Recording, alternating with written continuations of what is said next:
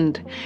Senang sekali bisa kembali melayani Anda dalam ibadah online. Hari ini saya akan menyampaikan firman Tuhan mengenai bijak mengelola keuangan. Kegagalan banyak anak-anak Tuhan, salah satunya adalah di area keuangan. Seringkali hidup kita tidak jadi berkat karena kita tidak pandai mengelola keuangan. Banyak orang yang susah bukan karena mereka tidak punya penghasilan, tapi mereka tidak bijak mengatur keuangan. Sebesar apapun penghasilan Anda, kalau Anda tidak bijak mengelolanya, Anda akan selalu merasa kurang. Mari belajar berkata cukup. Rasul Paulus dalam Filipi 4 ayat 11 berkata, "Aku telah belajar mencukupkan diri dalam segala keadaan." Apapun keadaan kita, kita harus belajar mencukupkan diri. Belajar mencukupkan diri dengan apa yang bisa kita nikmati. Jangan selalu menginginkan apa yang dimiliki orang lain. Jangan pakai ukuran orang lain untuk menentukan kebahagiaan kita. Kalau kita selalu membandingkan hidup kita dengan orang lain, kita akan terpuruk dan iri hati. Jangan berpikir bahwa kalau aku bisa punya segalanya, aku pasti bahagia. Karena buktinya hari ini banyak orang kaya yang bisa beli segalanya, tapi mereka juga tidak bahagia. Ada orang kaya yang bahagia juga tentunya. Kebahagiaan itu tidak ditentukan dari seberapa banyak yang bisa kita miliki, tapi seberapa banyak yang kita bisa nikmati. Percayalah bahwa kebahagiaan itu dari dalam. Abundance of the heart. Ketika kita bisa merasa cukup, ketika kita bisa belajar bersyukur, ketika kita bisa diberi rasa nikmat oleh Tuhan dalam segala keadaan.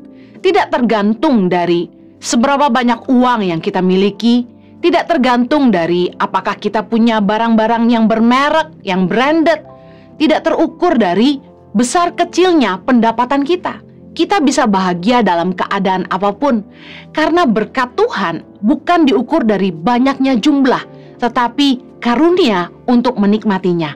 Pengkhotbah 5 ayat 19 berkata begini, "Setiap orang yang dikaruniai Allah kekayaan dan harta benda dan kuasa untuk menikmatinya, untuk menerima bagiannya dan untuk bersukacita dalam jerih payahnya, juga itu pun karunia Allah." Ayat 20 berkata gini, "Tidak sering ia mengingat umurnya, karena Allah membiarkan dia sibuk dengan kesenangan hatinya." Berkat dari Tuhan bukan diukur dari seberapa banyak harta yang kita miliki, tapi seberapa banyak yang kita bisa nikmati. Banyak kali orang sibuk cari uang tiada henti, dan ketika mereka berpikir ingin menikmati, mereka sudah terlambat. Umur sudah tua, biasanya tidak boleh makan ini, tidak boleh makan itu. Untuk pergi kemana-mana, kaki sudah sakit, badan mulai lelah. Nikmatilah hidup ini. Seberapapun yang Anda bisa miliki, nikmati. Karena karunia untuk menikmati itu pemberian Tuhan bagi kita. Arti diberkati yang sesungguhnya adalah ketika kita bisa menikmati hidup kita. Tahukah Anda bahwa uang itu selalu membuat kita merasa kurang? Pengkhotbah 5 ayat 10 berkata begini, "Siapa mencintai uang tidak akan puas dengan uang. Siapa mencintai kekayaan tidak akan puas dengan penghasilannya. Ini pun sia-sia. Dengan bertambahnya harta, bertambah pula orang-orang yang menghabiskannya. Dan apakah keuntungan pemiliknya selain daripada melihatnya?" Seberapa banyak pun harta kita nggak akan pernah ada puasnya. Seberapa banyak pun uang kita nggak akan pernah ada puasnya.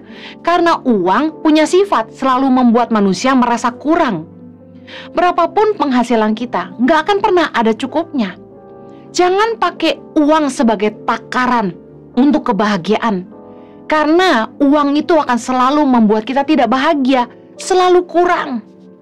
Nah, bagaimana kita bijak mengelola keuangan sejak muda supaya di masa tua kita tidak susah? Karena itulah penting sekali untuk kita belajar mencukupkan diri dalam segala keadaan. Karena kalau kita bisa bijak mengelola keuangan sejak masih muda, kita tidak akan susah di masa tua. Pelajaran yang saya ingin bagikan yang pertama-tama, jangan mengejar barang yang sia-sia. Amsal 28 ayat 19 berkata begini, "Siapa mengerjakan tanahnya akan kenyang dengan makanan, Tetapi siapa mengejar barang yang sia-sia akan kenyang dengan kemiskinan. Kalau kita kerja rajin, kita akan kenyang dengan makanan, arti firman Tuhan. Tapi kalau fokus kita adalah mengejar barang yang sia-sia, kita akan kenyang dengan kemiskinan. Kenapa? Karena orang yang selalu mengejar barang yang sia-sia, seberapa banyak pun penghasilannya pasti habis juga. Gak ada sisa untuk ditabung, dan bahkan mungkin bisa kurang karena hutang kartu kredit. Itu yang membuat orang jadi miskin. Bukan karena mereka tidak punya penghasilan, tapi karena mereka tidak pandai mengelola keuangan. Amsal 12 ayat 11 berkata begini, siapa mengerjakan tanahnya akan kenyang dengan makanan, tetapi siapa mengejar barang yang sia-sia tidak berakal budi. Mari kita belajar bahwa kita tidak boleh mengejar barang yang sia-sia, karena bagi Tuhan itu merupakan sebuah kebodohan. Jangan lapar mata. Ada istilah lapar mata. Jangan selalu mengikuti keinginan mata kita, nafsu kita, keinginan ingin punya ini, ingin punya itu, ingin beli ini, ingin beli itu. Lihat ini mau, lihat itu mau. Kalau sekedar cuci mata, tidak apa-apa. Mari kita baca sama-sama dalam Pengkhotbah 6 ayat yang ke-9. Lebih baik melihat saja daripada menuruti nafsu. Berarti window shopping itu alkitabiah. Kita ke mall hanya untuk lihat-lihat. Tapi hati-hati, kalau Anda tidak bisa menguasai diri, Anda akan jadi orang yang lapar mata. Beli ini dan itu, besar pasak daripada tiang. Akhirnya Anda yang tidak niat belanja, jadi belanja. Padahal tidak ada anggaran untuk beli, Anda maksa beli. Ini yang membuat orang akhirnya jadi susah. Jangan tergiur dengan 4 huruf ini, S-A-L-E, sell. Biasanya orang Indonesia kalau lihat tulisan sell langsung kalap. Jangan juga tergiur dengan tulisan cicilan 12 kali tanpa bunga. Karena Anda tahu seberapa banyak pun yang Anda beli meskipun bisa dicicil 12 kali, hutang tetap harus dibayar. Ambil barang A cicilan 12 kali, beli barang B cicilan 12 kali, beli barang C cicilan 12 kali. At the end of the day, setiap bulan cicilan Anda akan besar sekali. Jangan hidup kemakan gengsi. Firman Tuhan berkata, orang yang mengejar barang yang sia-sia itu tidak berakal budi. Nilai hidup kita tidak ditentukan oleh label dunia. Kalau memang kita mampu beli, silakan. Tapi kalau tidak mampu, jangan berhutang. Jangan sampai demi punya tas mahal, tas bermerek, kita cicil 12 kali, kita ngutang sana sini, gesek kartu kredit, karena semua hutang harus dibayar. Nilai hidup kita tidak ditentukan oleh label dunia. Anda nggak jauh lebih berharga hanya karena Anda pakai tas yang mahal. Anda juga tidak kurang berharga hanya karena Anda pakai tas murah. Kita seringkali terjebak dengan cara-cara dunia. Kalau tidak pakai Louis Vuitton tidak gaya. Kalau tidak pakai Chanel tidak punya nama. Jadilah diri sendiri. Nikmati hidup kita. Seberapa yang kita punya. Jangan sampai kita menginginkan tapi kita tidak punya kemampuan. Itu besar mata namanya. Jangan kemakan gengsi lah.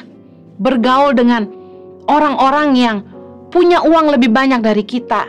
Mereka bisa mampu beli tas mahal, sepatu mahal, baju bermerek, beli mobil yang mahal, lalu kita kepingin seperti mereka padahal kita nggak bisa. Karena ingat, hutang kita tanggung sendiri, bukan orang lain yang bayarin kita. Jangan sampai kemakan gengsi karena nilai hidup kita tidak ditentukan dari label dunia. Lebih baik hidup sederhana tapi bahagia. Hutang pasti bikin sengsara. Saya ingin mengajarkan pedoman hemat. Yang pertama, belilah yang dibutuhkan. Saya senang punya suami yang kalau saya belanja apa-apa atau ingin beli apa saja, dia selalu bertanya, emang butuh? Awalnya menjengkelkan, dalam hati pelit banget sih. Tetapi Jojo mengajar saya untuk jadi perempuan bijak. Kalau mau beli apa-apa, bertanya pada diri Anda, butuhkah? Karena gini, kalau kita beli yang kita tidak butuh, kita cuma pakai 1 kali aja, habis itu simpan di lemari, kita nggak pakai lama-lama jadi rusak, dan ujung-ujungnya yang nggak kita pakai itu, kita bagi juga buat orang lain. Nah kan Bu Heni, kita bagi buat orang lain, itu kan kebaikan. Enggak, itu kebodohan. Kita beli yang kita nggak butuh. Kalau Anda ingin hemat, beli yang dibutuhkan. Yang kedua, beli yang berkualitas di waktu yang pas. Kapan itu waktu yang pas? Waktu lagi sale. Tahukah Anda, beli barang-barang yang baru keluar itu mahal.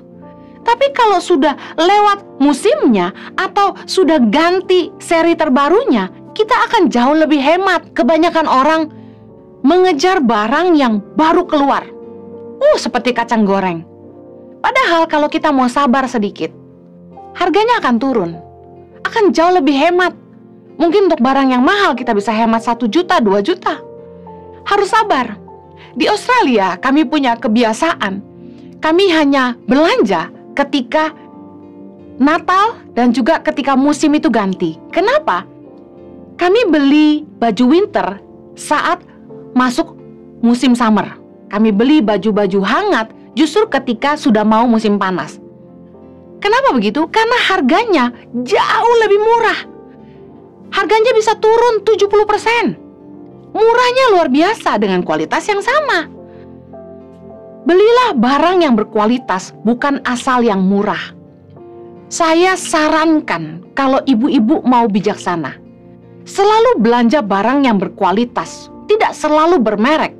Tapi kualitas memang tidak bisa bohong, harganya pasti jauh lebih mahal. Tapi saya mau bilang gini, barang yang berkualitas itu pada akhirnya akan jauh lebih long lasting, tahan lama. Dan Anda akan memakai itu untuk waktu yang panjang. Dan pada ujungnya Anda akan jauh lebih hemat. Daripada beli murah-murah, sekali pakai rusak, Anda akan jauh lebih boros karena Anda harus beli lagi. Satu kali saya diajarin, Bu Heni, kalau mau beli minyak goreng, belilah minyak goreng yang agak mahal. Karena ketika ibu pakai untuk goreng, itu dia masih bening. Sehingga bisa dipakai berkali-kali. Dan sehat lagi. Kalau Anda beli minyak goreng yang murah, kelihatannya murah separuh harga, tapi cepat jadi hitam warnanya dan akhirnya jadi boros. Minyak cepat habis karena harus ganti terus. Saya belajar bahwa kualitas itu nggak mungkin bohong. Ada harga, ada barang. Tapi bukan soal mereknya, nggak perlu branded, tapi merek yang kita bisa percaya tentunya ya. Di waktu yang pas. Poin ketiga ini nyambung dengan itu. Saat kebutuhan sehari-hari sedang ada potongan harga, beli lebih banyak. Karena pada akhir tahun, di anggaran keuangan Anda akan jauh lebih hemat. Barang-barang yang Anda pasti butuh tuh seperti sampo, sabun, minyak sayur, gula, tepung, dan sebagainya. Barang-barang yang memang dibutuhkan untuk sehari-hari. Ketika sedang ada potongan harga, belilah lebih banyak. Seperti sabun cuci pakaian dan lain sebagainya. Amsal 21 ayat 20 berkata begini, harta yang indah dan minyak ada di kediaman orang bijak, tetapi orang yang bebal memboroskannya. Kita perlu sekali belajar menata keuangan bagaimana kita bisa hemat. Bukan pelit, tapi hemat, bijaksana. Sadarilah bahwa ada fase-fase yang kita akan lewati dalam hidup kita. Anda bisa lihat di tabel di layar kaca Anda. Saya mendapat ini dari salah satu narasumber di program Ngobrol Bareng Keheni yang lalu tentang belajar bijak mengelola keuangan dan investasi. Di usia 0 sampai 20 adalah masa anak-anak bertumbuh dan sekolah, kuliah. Nah, diharapkan di usia 22-23 itu sudah kelar kuliah. Nah, kita perlu tegas sama anak-anak kita. Karena inilah fase hidup mereka. Jangan sampai di fase mereka sudah lulus kuliah, mereka masih kuliah ketika mereka harusnya sudah kerja. Nah, di fase usia 20 sampai 35 tahun adalah fase di mana anak-anak muda itu mulai membangun karir, memulai usaha, mulai bekerja mandiri. Nah, apa yang harus dilakukan di usia-usia ini, 20 sampai 35? Mulai belajar beli rumah, investasi, mulai nabung untuk masa depan. Anda mau menikah bukan? Nah, kalau mau menikah harus siap-siap punya rumah. Karena beli atau ngontrak, Anda tetap butuh rumah. Ada waktu yang harus kita perhitungkan kapan kita mau berkeluarga, lalu kapan kita mau pensiun. Harus ada dana cadangan untuk masa tua. Nah, kita harus ngerti life stages, fase-fase tahapan-tahapan kehidupan yang kita harus lewati, mau nggak mau. Kalau kita nggak bijak dengan life stages ini, kita akan melewati masa-masa di mana kita harusnya produktif, kita tidak produktif, maka di masa tua kita akan susah. Perencanaan keuangan masing-masing orang berbeda-beda. Anda bisa menetapkannya sendiri, tapi harus disertai dengan komitmen. Saya beri contoh. Mengalokasikan pengeluaran setiap bulan seperti ini. Perpuluhan dan persembahan 15-20% dari penghasilan bulanan. Ini terserah Anda. Anda mau mengaturnya seperti apa. Saya hanya memberi contoh. Karena ketika Tuhan memberkati kita, ada benih yang harus ditabur kembali, ada roti yang memang bagian kita untuk dinikmati.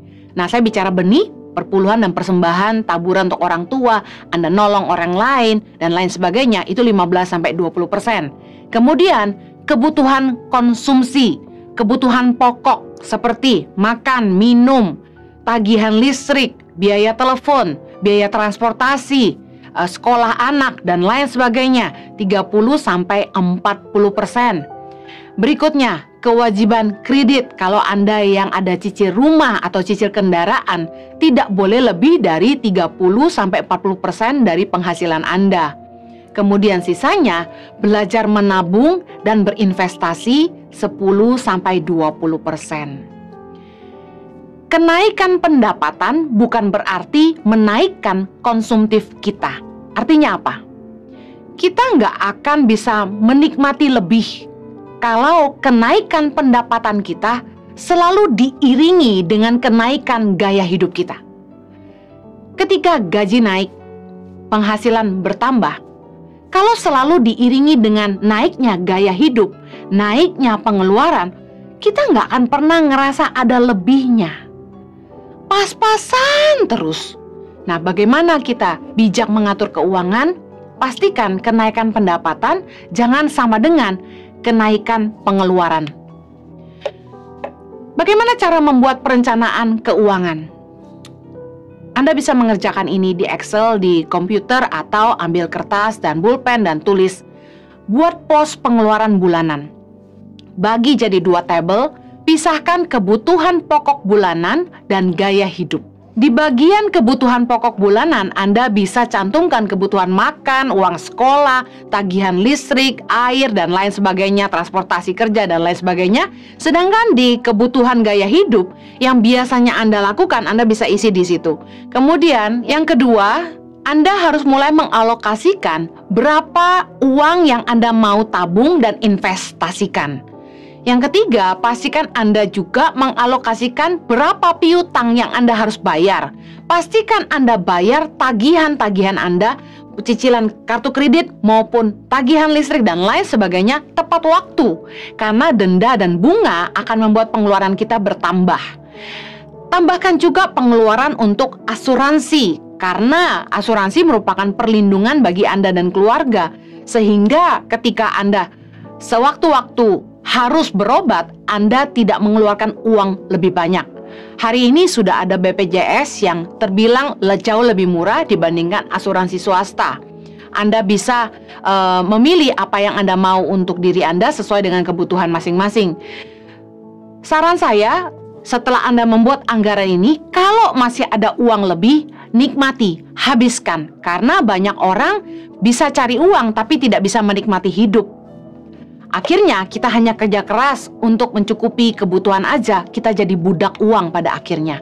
Pastikan ketika Anda berlelah-lelah mencari uang, Anda juga punya bagian untuk menikmatinya.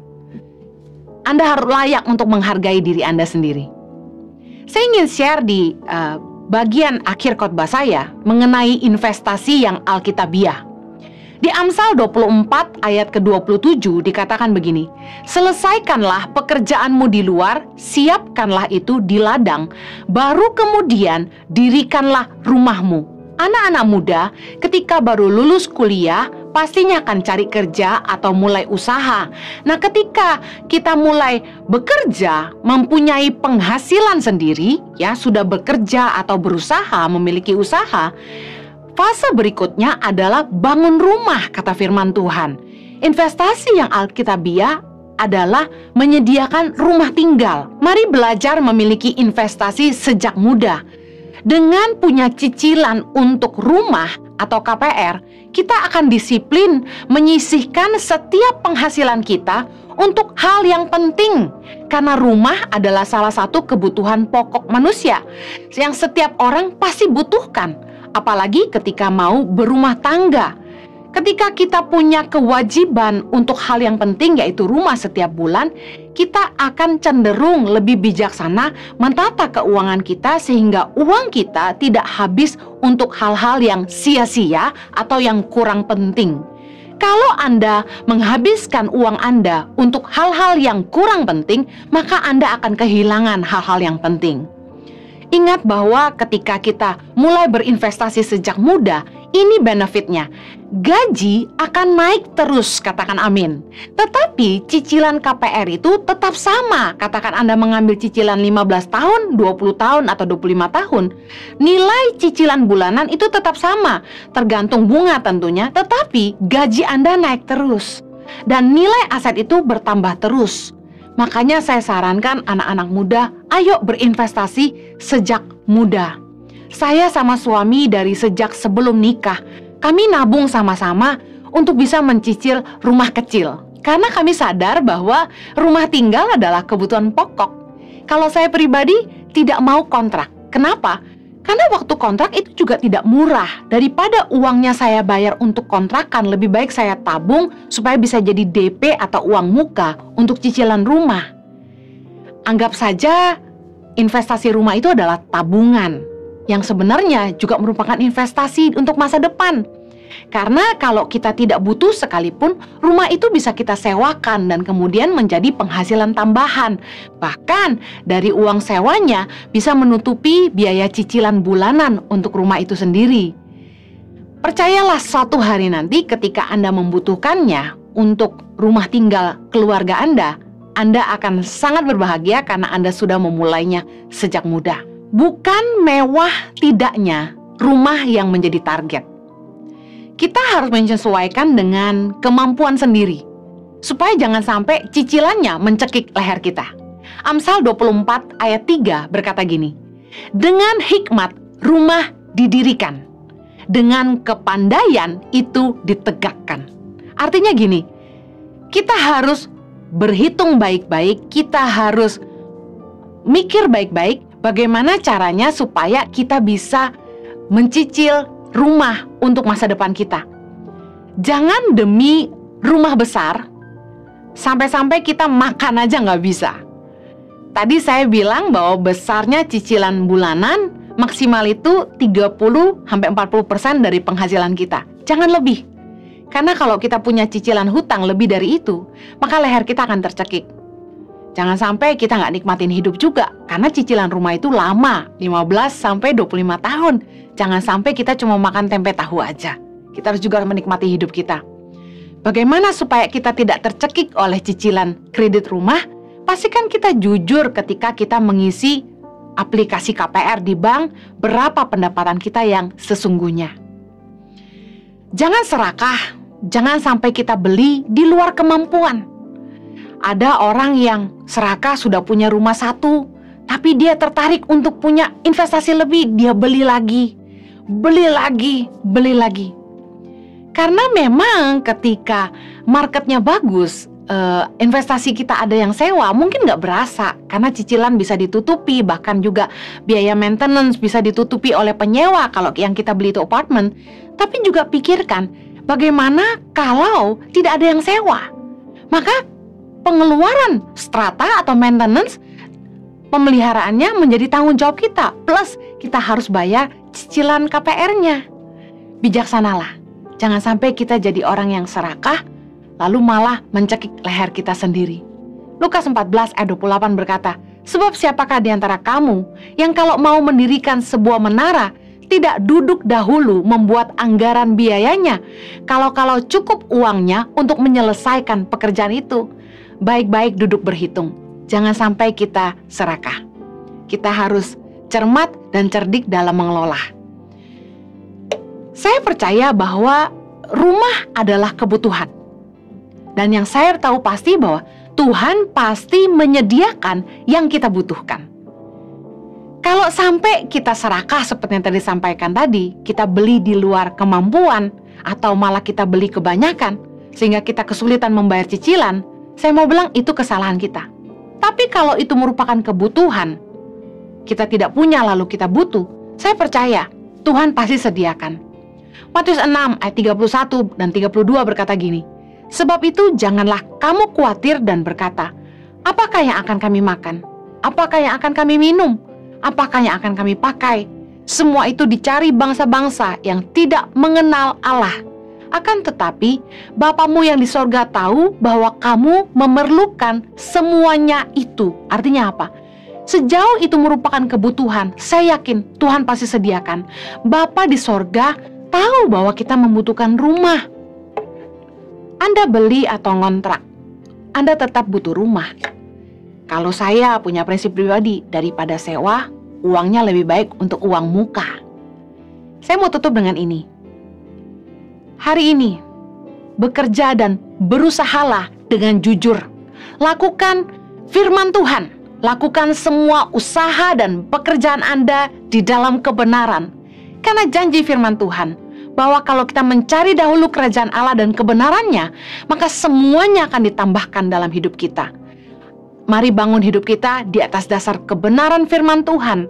Lakukan kehendak Tuhan dalam hidup kita. Dan pastikan kita berusaha juga. Karena doa saja tanpa perbuatan adalah sia-sia. Saya berdoa agar setiap kita bijak mengelola keuangan, supaya hidup kita juga dimerdekakan. Jangan pernah berhutang, karena hutang membuat kita jadi hamba orang. Tuhan berkati, mari kita berdoa. Bapa di sorga, berikan hikmat buat anak-anak-Mu, bahwa di dalam hidup kami harus bijak mengelola apa yang Tuhan percayakan kepada kami.